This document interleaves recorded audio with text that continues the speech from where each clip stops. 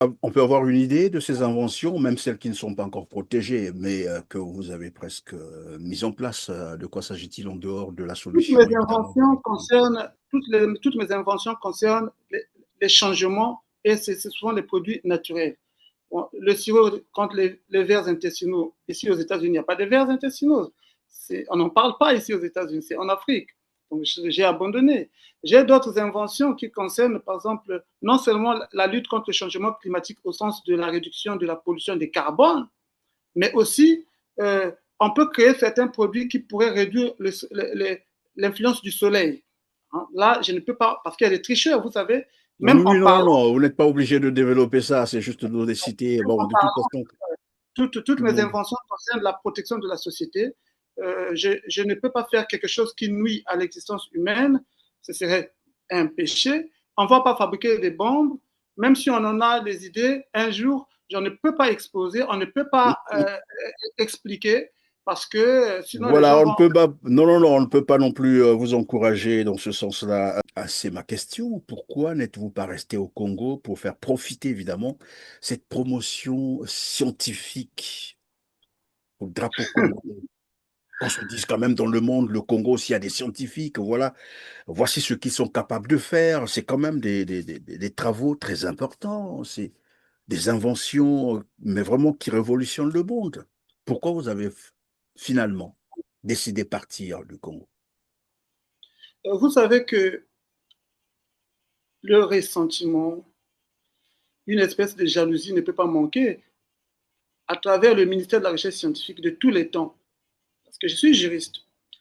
Les hommes de enfin, les hommes présumés scientifiques, parce que scientifique, c'est pas le diplôme qui compte, c'est l'intellection. Donc, ceux qui pensent qu'ils sont scientifiques, qui sont dans la recherche scientifique ou dans le département ministériel, ceux-là ont le droit de prendre les décisions. Mais si je n'ai jamais été reconnu, parce que nul n'est prophète chez soi, il faut qu'on le dise. Si le ministère de la Recherche scientifique ne m'a jamais pris au sérieux, vous avez regardé que toutes les images qui sont publiées par la presse internationale ne concernent pas le ministère de la Recherche scientifique. Il n'y en a jamais eu. Le ministère de la Recherche scientifique n'a pas prêté attention à moi. Il faut être clair que c'est peut-être le ministre à l'époque de la Défense, pour être clair, qui, lui, la Défense n'a pas de lien avec l'éducation, enfin, au sens de la recherche scientifique. À l'époque, c'était le ministre Lekunzu, en 2001, je pense en 2000-2008, qui m'a appelé au ministère de la Défense parce que son directeur du cabinet, le défunt donc, Feu Akurawa, lui a parlé de moi.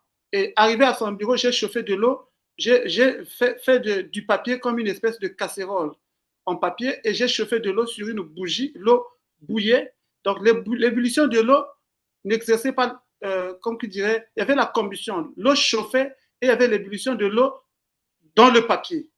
Donc sans que le papier ne brûle. C'est là que le ministre de la Défense, Lekunzu, à cette époque-là, a demandé à son directeur de cabinet de me donner 3 millions parce que le ministre de la Recherche, le ministre de l'Industrie n'avait pas 200 000 francs pour que j'obtienne le brevet d'invention. Il y avait un ministre de l'Industrie à cette époque-là qui avait déclaré n'avoir pas 200 000 francs pour que l'Organisation africaine de la propriété intellectuelle me mette en chemin pour représenter le Congo. C'est le ministre de la Défense qui est intervenu. Donc, il faut dire la vérité et les choses telles qu'elles sont. Donc, le ministre Lekunzu de la Défense a beaucoup plus prêté attention que la recherche scientifique et le ministère de l'Industrie. Alors, quand je me suis senti en danger parce que on ne prêtait pas attention à ma personne, j'étais obligé de profiter d'une invitation des États-Unis pour prendre part à SPE, donc à l'exposition internationale offshore à Houston, au Texas. Documents and falsification of all kinds of civil status certificates and well as diplomas.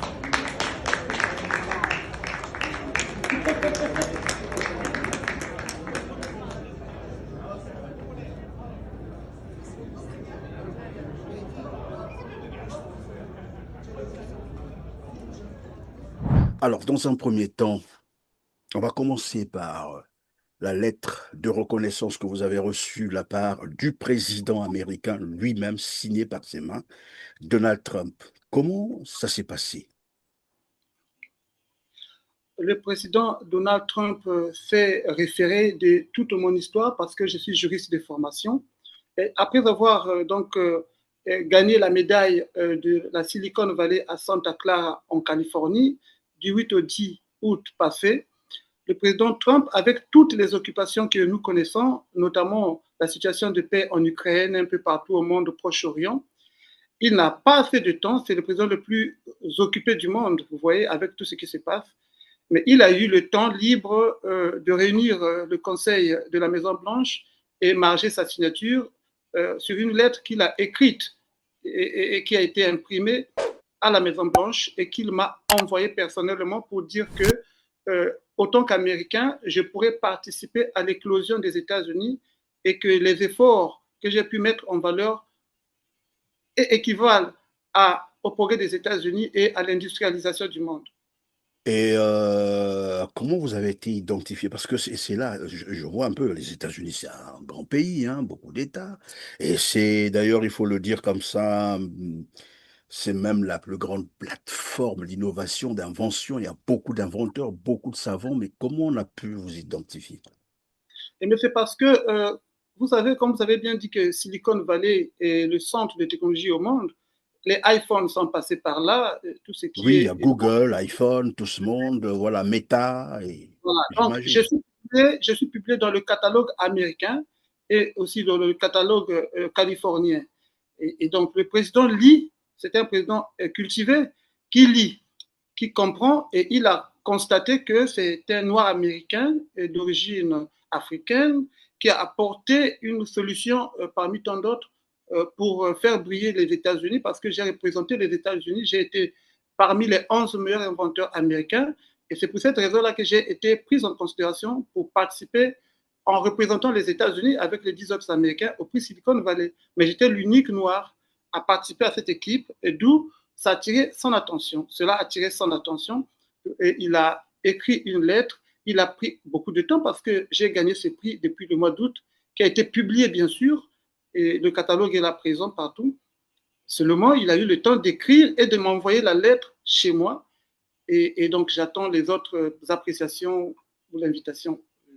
Et que dit la lettre en substance? Vous l'avez avec vous, là? J'ai la lettre de la Maison-Blanche qui est là. Vous voyez l'effigie en or. Oui, je vois, oui. Et je remonte la lettre du président Donald Trump. Allez-y vers la signature. Oui, je vois la signature. Voilà, du président américain Donald Trump. Alors, merci beaucoup, Alain Brice. Alors, tout commence en République du Congo, votre pays d'origine. Pour illustration, d'ailleurs, je vais proposer à nos téléspectateurs une vidéo, un reportage. Vous preniez part à un défilé relatif à la célébration, bien sûr, de la fête nationale. C'était en 2014 à Sibiti et on revient sur le plateau.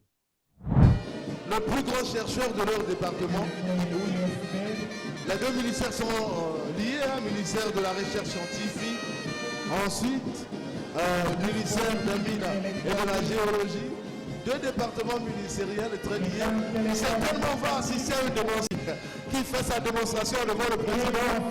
Ah ça, bravo, bravo le Congo avance.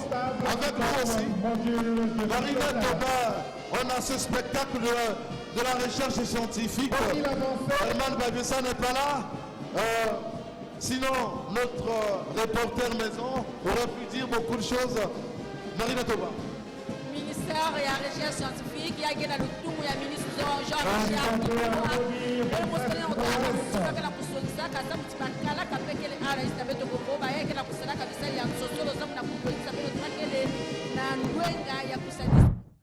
Alain Brice Niama, quelle est donc, j'allais dire, la particularité de votre invention? Là, je parle d'abord du drone hein, que vous venez de voir tout à l'heure.